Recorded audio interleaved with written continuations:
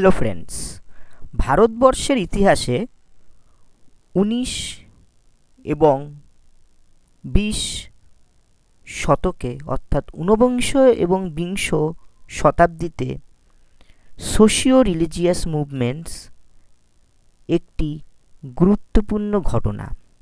এই socio religious movement নিয়ে competitive পরীক্ষায় প্রশ্ন আসেই, এবং অলরেডি আমি এই সোশিও রিলিজিয়াস মুভমেন্টের ওপর ব্রাহ্ম সমাজ সম্পর্কে আলোচনা করেছি।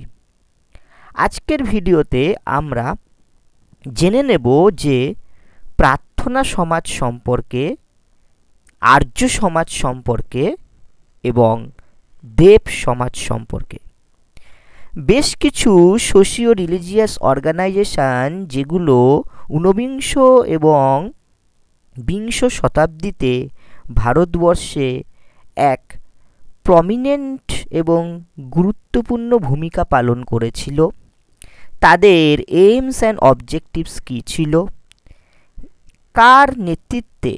কাদের নেতৃত্বে এই অর্গানাইজেশনগুলো গড়ে উঠেছিল এবং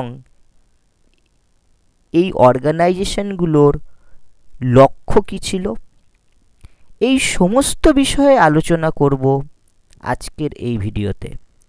তাই এই সমস্ত কিছু জানতে হলে অবশ্যই ভিডিওটি শেষ পর্যন্ত দেখার অনুরোধ রইল।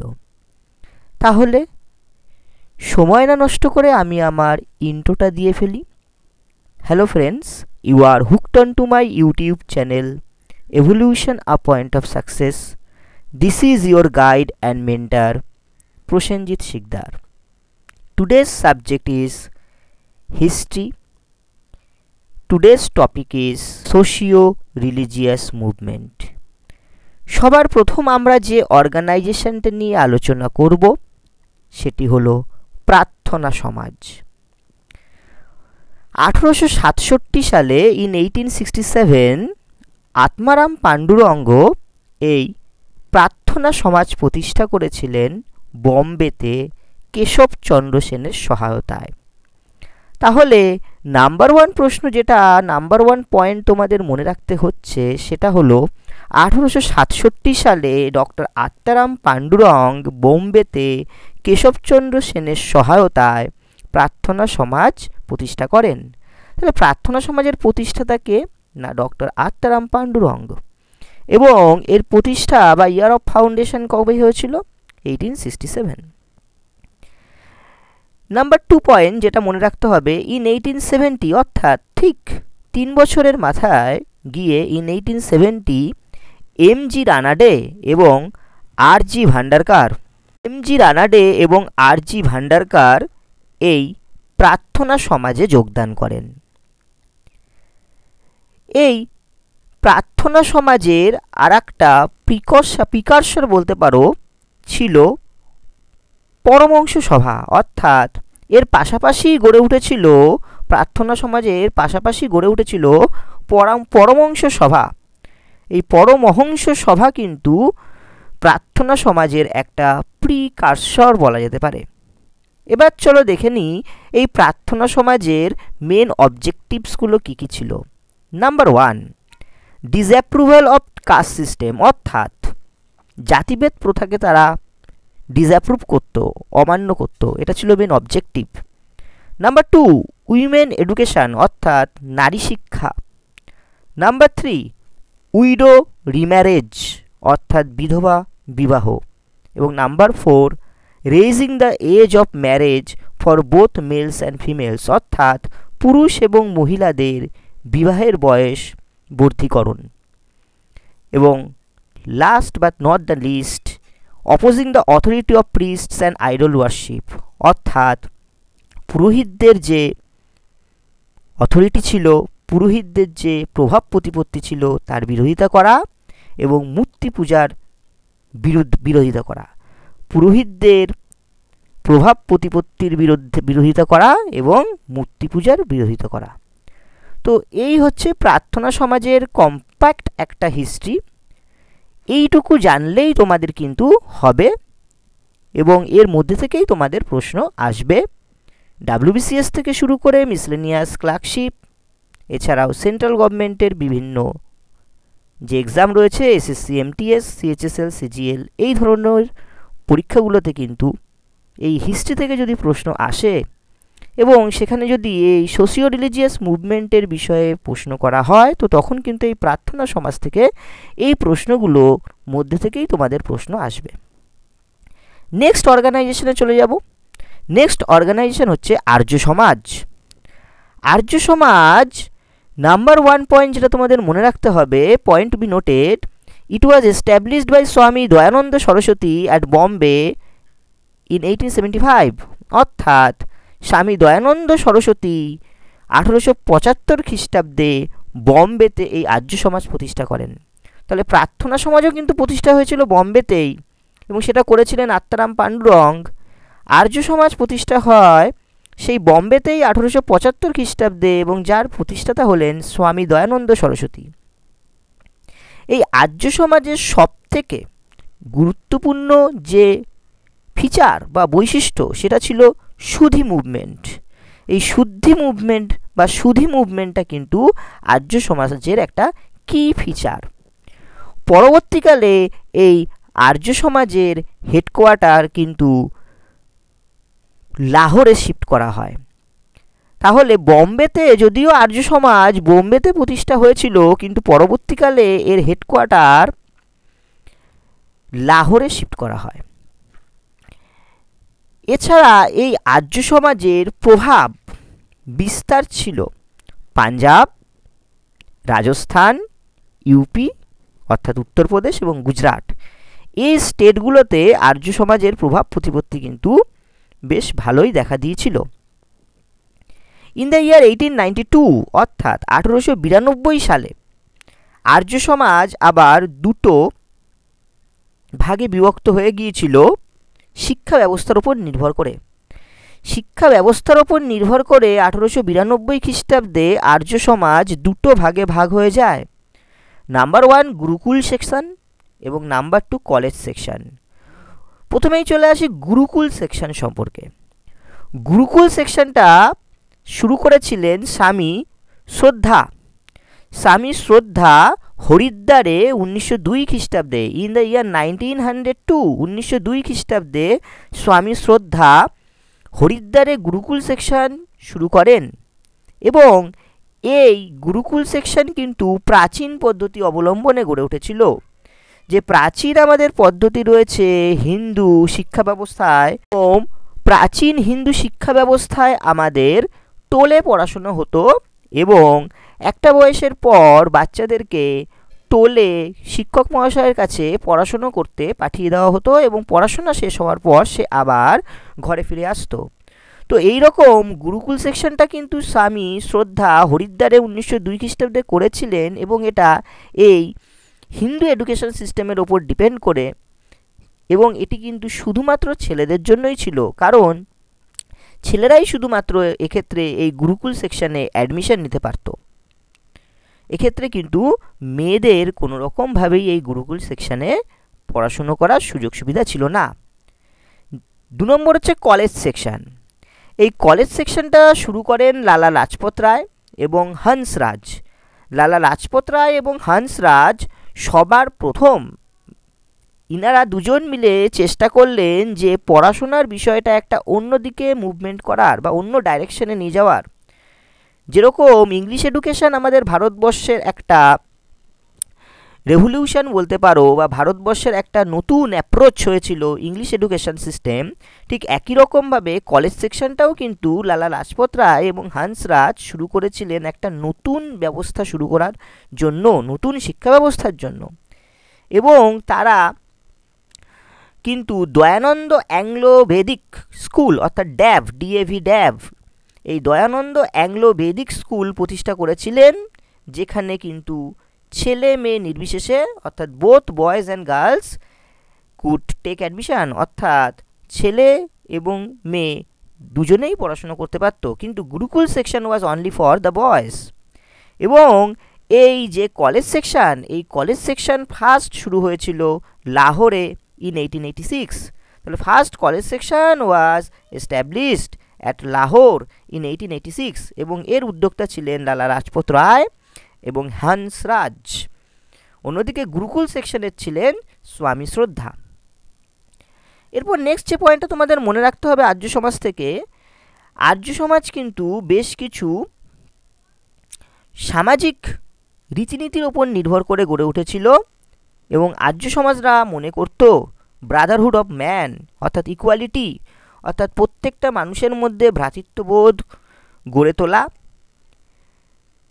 জাতপাত এবং সেক্সুয়াল যে ডিস্টিংশন অর্থাৎ লিঙ্গ বৈষম্য, এই সমস্ত কিছুর বিরোধিতা করেছিল এবং তারা চেয়েছিলেন অ্যাবসলিউট জাস্টিস অর্থাৎ ন্যায্য বিচার, এবং তারা চেয়েছিলেন union play between man and nation অর্থাৎ মানুষের সঙ্গে মানুষের এবং জাতির সঙ্গে জাতির একটা মিলবন্ধন ঘটাতে চেয়েছিল এই আর্য সমাজ। তাহলে আর্য সমাজ থেকে এই পয়েন্টগুলো তোমরা যদি মনে রাখো তাহলেই হবে, এর থেকে বেশি কিছু মনে রাখার প্রয়োজনীয়তা নেই, কারণ প্রশ্ন কিন্তু এই যে বিষয়গুলো আলোচনা করলাম এই কটা পয়েন্টের মধ্যেই সীমাবদ্ধ থাকবে। নেক্সট ইম্পর্টেন্ট অর্গানাইজেশন হচ্ছে দেব সমাজ। এই দেব সমাজ প্রতিষ্ঠা হয়েছিল 1887 অর্থাৎ 1887 খ্রিস্টাব্দে লাহোরে এবং এই দেব সমাজের প্রতিষ্ঠাতা ছিলেন শিব নারায়ণ অগ্নিহোত্রী এবং যিনি কিনা এর আগে ব্রাহ্ম সমাজের একজন ফলোয়ার ছিলেন। তাহলে Dev Samaj was established or founded in 1887 at Lahore by Shiv Narayan Agnihotri অর্থাৎ শিব নারায়ণ অগ্নিহোত্রী 1887 খ্রিস্টাব্দে 1887-এ লাহোরে দেব সমাজ প্রতিষ্ঠা করেন এবং তিনি আগে ব্রাহ্ম সমাজের সঙ্গে যুক্ত ছিলেন।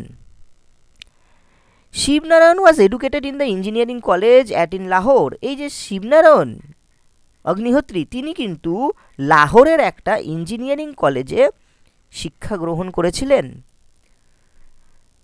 এবং এই যে ধার্মিক বুক অর্থাৎ রিলিজিয়াস টেক্সট, এই যে সমাজ অর্থাৎ দেব সমাজের যে রিলিজিয়াস টেক্সট অর্থাৎ ধার্মিক যে বই রয়েছে সেই ধার্মিক বইকে বলা হতো দেবশাস্ত্র এবং তারা যে টিচিং অর্থাৎ তারা যে শিক্ষা প্রদান করতেন, দ্য টিচিং ওয়াজ দেবাধর্ম, এবং তারা যে শিক্ষা প্রদান করতেন সেই শিক্ষাকে বলা হতো দেবধর্ম।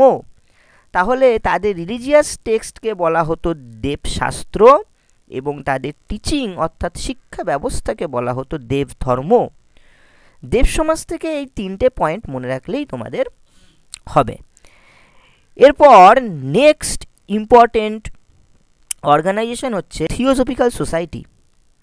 এই থিওজফিক্যাল সোসাইটি প্রতিষ্ঠা হয়েছিল নিউ ইয়র্কে 1875-এ। 1875 খ্রিস্টাব্দে থিওজফিক্যাল সোসাইটি নিউ ইয়র্কে প্রতিষ্ঠিত হয় এবং এর প্রতিষ্ঠাতারা ছিলেন মাদাম এইচ.পি. ব্লাভাৎস্কি, যিনি কিনা একজন রাশিয়ান লেডি ছিলেন, এবং কলোনেল এম.এস. অলকট। তাহলে প্রথমে চলে আসি year of foundation of theosophical society is in 1875। আচ্ছা, প্লেস কোথায় হয়েছিল এটা ফাউন্ডেশন? প্লেস হয়েছিল নিউ ইয়র্ক এবং ফাউন্ডার ছিলেন মাদাম MADAME মাদাম এইচ.পি. ব্লাভাৎস্কি, যিনি কিনা একজন রাশিয়ান লেডি ছিলেন, এবং কলোনেল এম.এস. অলকট। তারা ভারতবর্ষে পৌঁছেছিল 1879-এ, অর্থাৎ মাদামি এইচ.পি. ব্লাভাৎস্কি এবং কলোনেল অলকট ভারতবর্ষে পৌঁছান 1879 ইন দ্য ইয়ার 1879 1879 খ্রিস্টাব্দে এবং তাদের যে হেডকোয়ার্টার অর্থাৎ নিউ ইয়র্ক থেকে তাদের হেডকোয়ার্টারটা কিন্তু শিফট করে নিয়ে যাওয়া হয় মাদ্রাজের আদিয়ারে। আদিয়ার ADOYAR মাদ্রাজ, আদিয়ার মাদ্রাজে তাদের হেডকোয়ার্টারটা শিফট করা হয় এবং এটা পরীক্ষায় কিন্তু আসে যে ভারতবর্ষের কোথায় থিওজফিক্যাল সোসাইটির হেডকোয়ার্টার ছিল, না আদিয়ার মাদ্রাজ। এটা কত সালে?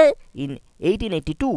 তাহলে 1875 সালে নিউ ইয়র্কে প্রতিষ্ঠা হয়েছিল এবং ভারতবর্ষে হেডকোয়ার্টার শিফট হয় ইন 1882-তে এবং সেটা মাদ্রাজের আদিয়ারে।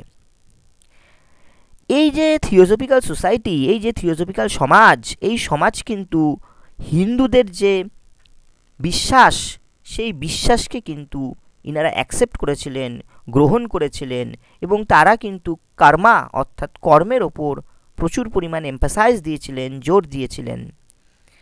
এবং তারা তাদের মূলত যে ইন্সপিরেশান খুঁজে পেয়েছিলেন সেটা হচ্ছে দার্শনিক তত্ত্ব থেকে, এবং এই দার্শনিক তত্ত্ব হচ্ছে আমরা পাই উপনিষদ এবং সম্যক যোগা থেকে এবং বেদান্ত স্কুল থেকে। তাদের যে টিচিংস, তারা যেখান থেকে ইন্সপিরেশন পেয়েছিলেন, সেই ইন্সপিরেশন পাওয়ার জায়গা হলো নাম্বার 1 উপনিষদ এবং number 2 Vedanta school. Next point যেটা জানতে হবে থিওসফিক্যাল সোসাইটি থেকে, এই থিওসফিক্যাল সোসাইটি কিন্তু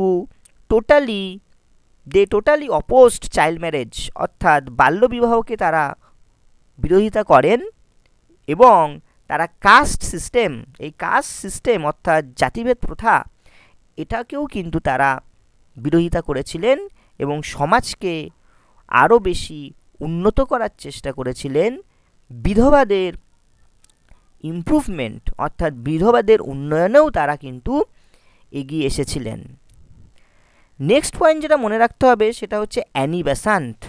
ভারতবর্ষে 1893 সালে in 1893 Annie Besant arrived in India, অর্থাৎ 1893 সালে অ্যানি বেসান্ট ভারতবর্ষে পৌঁছান এবং তিনি কিন্তু এই থিওসফিক্যাল সোসাইটির প্রেসিডেন্ট হিসেবে নিযুক্ত হন। পরীক্ষায় প্রশ্ন আসে যে থিওসফিক্যাল সোসাইটির প্রেসিডেন্ট কে ছিলেন? Annie Besant.